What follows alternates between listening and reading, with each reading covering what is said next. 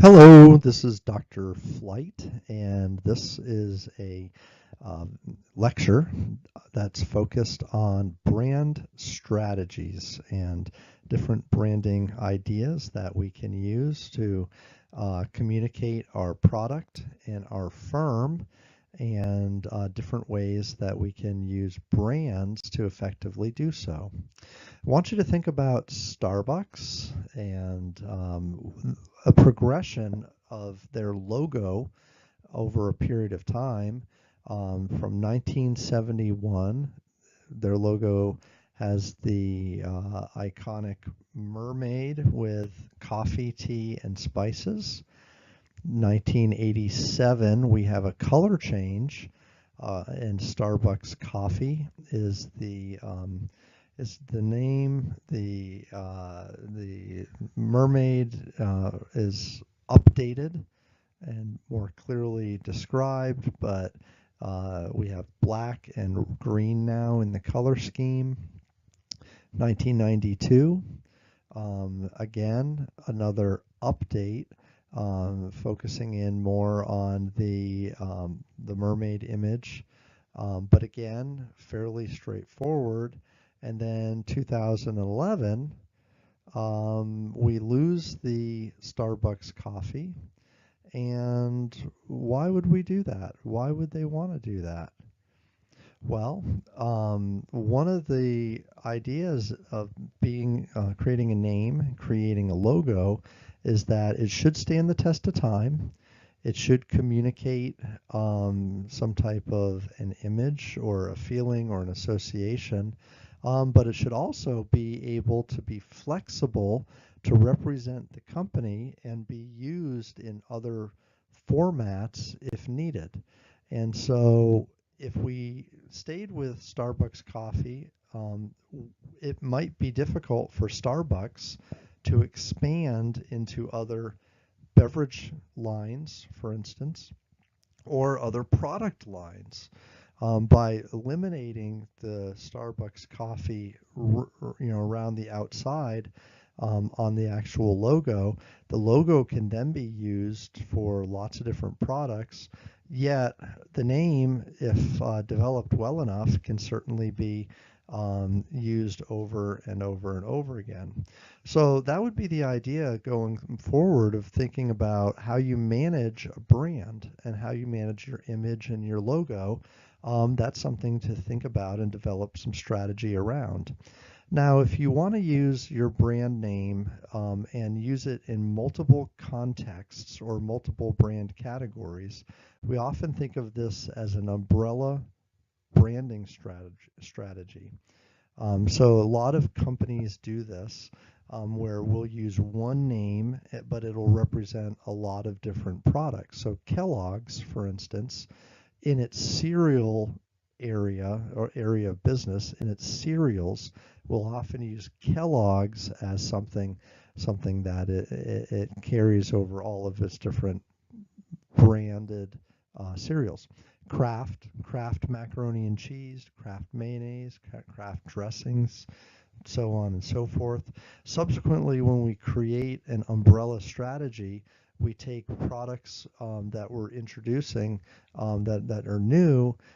We put that name on the product that customers are already familiar with, and that helps that product become accepted into the marketplace much faster. Customers are much more aware of the name, therefore they're more likely to buy the product initially, and it often produces a stronger initial reaction in the marketplace.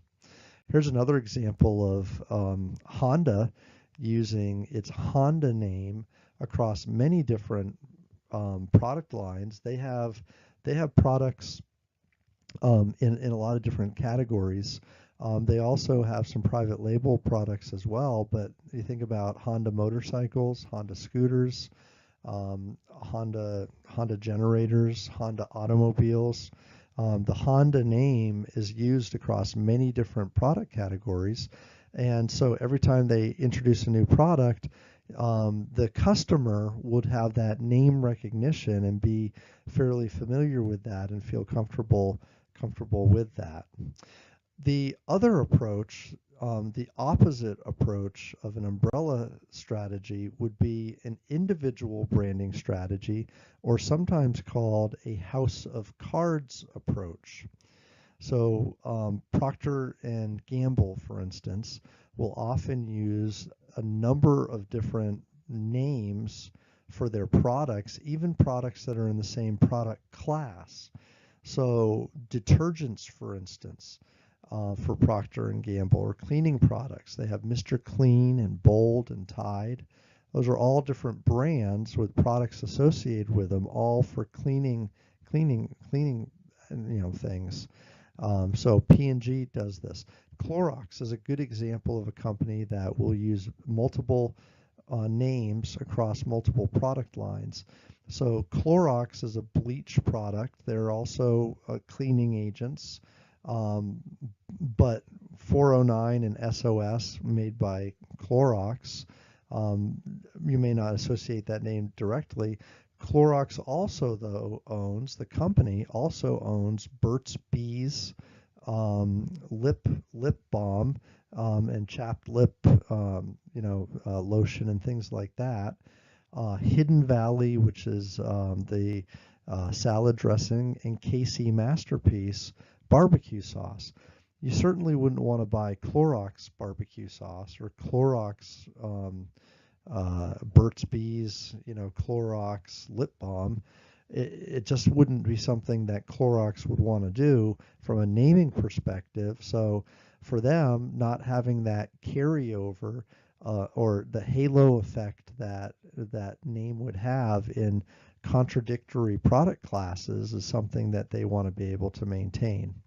So this house of brands types of a scenario works when you don't want one brand to potentially negatively affect sales or the image of other brands. And you lose the benefit of brand equity if you don't carry a brand across multiple product lines. But what you gain is if one of the product lines has difficulty and ultimately fails or has a challenge entering a market, that negativity isn't perceived across all the other products that the company might have. Frito-Lay is a company that is a part of PepsiCo and that big conglomerate with Yum Foods. But within Frito-Lay itself, they have their house of brands approach, where there's Fritos, Lay's, Ruffles, Cheetos, Tostitos, Doritos, rolled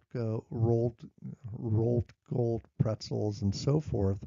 And so you can see how they have multiple products competing against each other. And those products, though, all are their own individual components, if you will, or they're all their own individual strategic business units. While they may be competing against each other, they're all owned by the same company.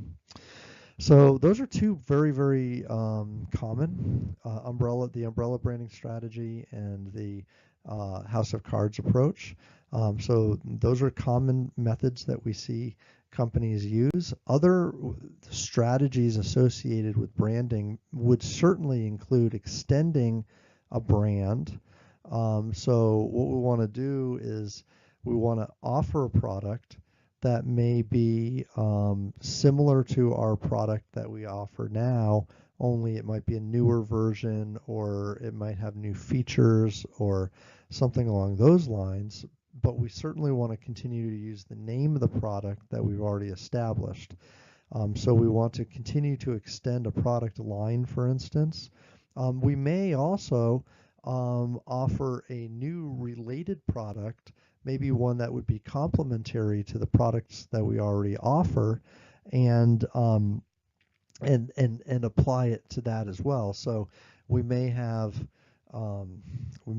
Tide laundry detergent, but then we may also have some type of a Tide cleaning spray that you'd spray on clothes before you put them in the washing machine, or a Tide fabric softener of some type. Again, these are different products, but they're closely related, and so continuing carrying on that brand, that name would certainly be appropriate in a brand extension type of a sense.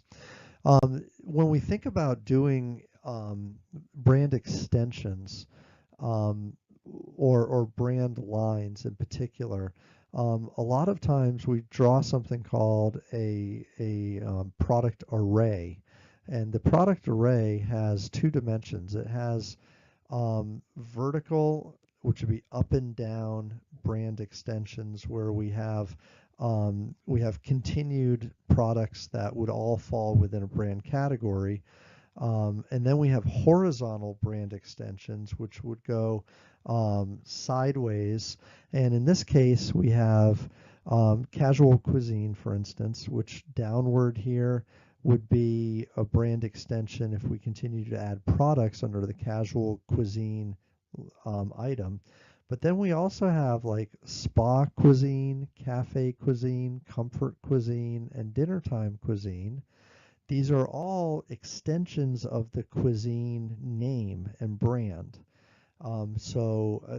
Maybe different product levels or different types of product categories might be expressed here. But again, we're continuing to focus on the bolded element of cuisine here to create more types of products, but leveraging the name that we've already established. So this would be an extension, and this creates efficiency. So we've already put a lot of money into our brand name cuisine. Now we're just getting more benefit from doing that. So other strategies we can do would be to combine multiple products together or multiple brands together. Sometimes we call this co-branding. So co-branding happens when two companies join together or two brands join together to create a new good or service. Apple and Nike came together to create the Nike ID, which would be a running shoe or a little chip that was like a GPS monitor that would keep track of your fitness. But it would be in conjunction with your Nike branded clothes. Another multi-brand strategy would be ingredient branding, when we have a parent and then a child type of a product that's created. We have the parent brand and then an ingredient brand that is used in conjunction with the product. So I'm buying an airline ticket, but I'm also getting a Starbucks coffee. I'm buying a Dell computer, but I'm also getting an Intel processor. I'm buying Breyer's ice cream, but I'm also getting M&Ms inside. So we combine these different brands, and we typically think of these as having a upper level and a lower level, a subservient type of a brand in the child, and then a parent brand that would subsume it. And there are lots of reasons why we want to do this. We want to create interesting products, but we also want to gain market share that the other brand has. So if I'm Breyers, I want to encourage M&M consumers to buy my product, and so we put the brands together, and it works. Self-branding would be another form of a layered branding approach. So it might be that we have a brand within a brand that we have created. So Tide, again, has created the brand Everfresh. Everfresh is a scent. So it's a scent, it's a form of product. So now whenever Tide comes out with a product, they can have their original scent, but they might also have Everfresh scent. And so then that would work. You might have a gum, like a chewing gum, that has some type of a branded flavor crystal in it. And whatever that flavor crystal's name is, we could consider a self-brand or a brand that we created within the product. So that's self-branding. And again, it's another multi-brand strategy, a product within a product or a brand within a brand. Another strategy we can use is something called a private label or a private or a store or generic brand name or a private label name. So basically what's happening is a retailer or a distributor or a third party of some type will contract with a producer to produce a product and put their name on it. So they didn't actually produce the product, but they basically subcontracted the production of a product out to another company and have put their name on it, and it is theirs. So this is a very, again, it's a fairly common practice nowadays. Um, so this is a way, of course, for companies to firms to be able to jump into a market without having a huge cost in production and our research and development and things of that nature. Again, lots of examples. Target's Archer Farms. Kroger's has a private selection. Costco's has a private a brand name called Kirkland Signature. So in many ways, this allows retailers to enter a market again, creating a situation that they otherwise would not be able to engage in because they wouldn't have the funds and such to be able to do so. This allows them to get into the game and be able to do that. Other concerns we think about when we talk about branding happens in the global environment. We often want to carry brands over. And again, this is a super important idea when we talk about brands. Branding and brand names and logos should be able to extend a brand geographically, and they should stand the test of time, and they should be things that we're able to use for a long time in many different markets. So a couple strategies or issues we deal with when we enter global markets, one of which or one strategy is a standardization strategy.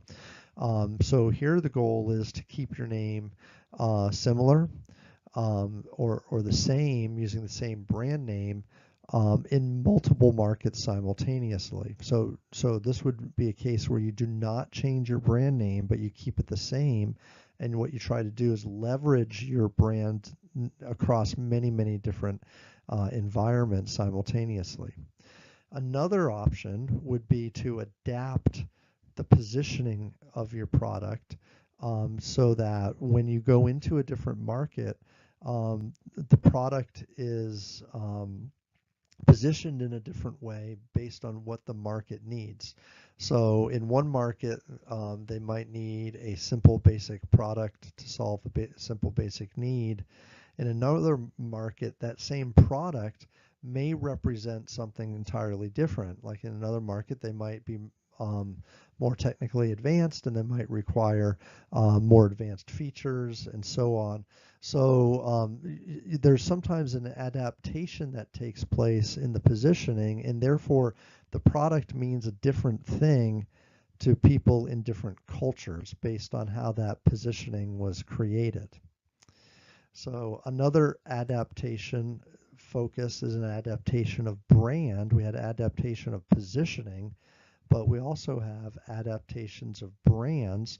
So this is a case where we have a brand, but then when we bring that brand to a new market, what we do is we adapt it even name-wise or logo-wise to reflect the local culture and local needs, language-wise and so forth, of the new market that we're entering. So there's this idea that you could change the purpose of the product by positioning it different, but you can also change the actual name you're using to reflect the local needs and local interests of the of that market. General Mills markets in Europe with Nestle. Nestle is a European brand, so the Nestle name is going to sell a lot better in Europe than General Mills will because people are more familiar with Nestle.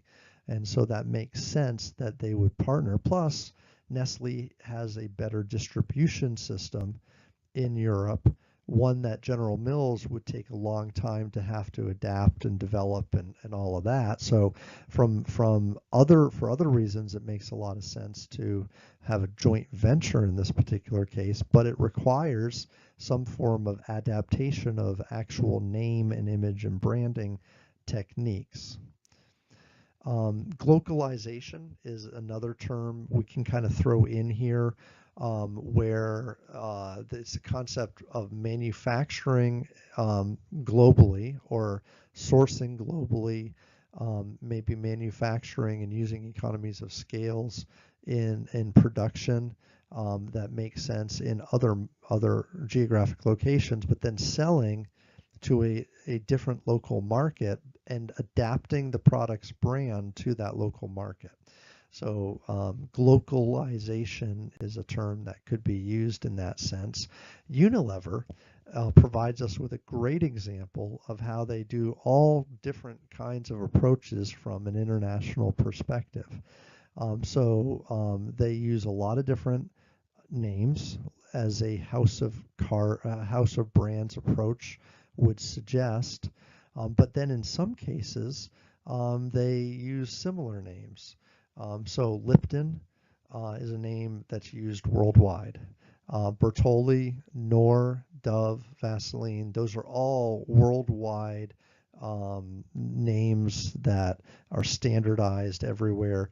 Yet for certain products, like the household cleansers they have, Cif is the household cleanser in Italy, but in the same product is Vis in Germany and Vim in Canada. So in this case, they have used the standardization strategy for some products, but in the household cleanser category, they use a localized or an adapted type of an approach. Fabric softener Snuggle, again, same way, we're adapting brands locally. Same with ice cream. And in ice cream, they strictly use the local name in every market with very little carryover between markets.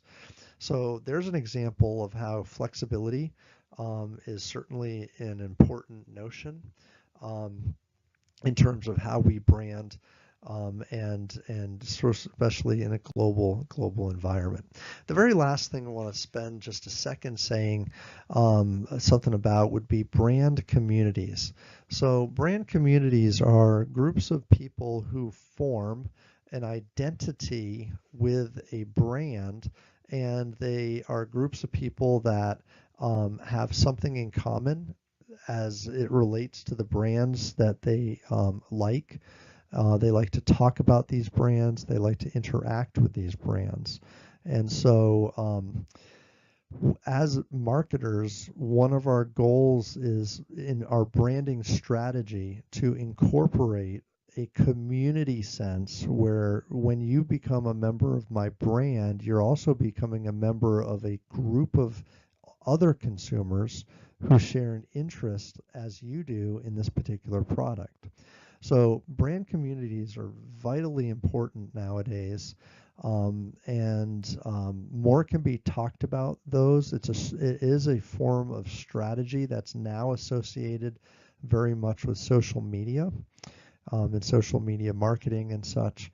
And that then will be the last thing we'll talk about. And so as this discussion wraps up, we spent some time talking about what brands kind of look like and are from a strategic perspective, and the different ways that we can use brands to further our name, the awareness of our product, and ultimately brand equity.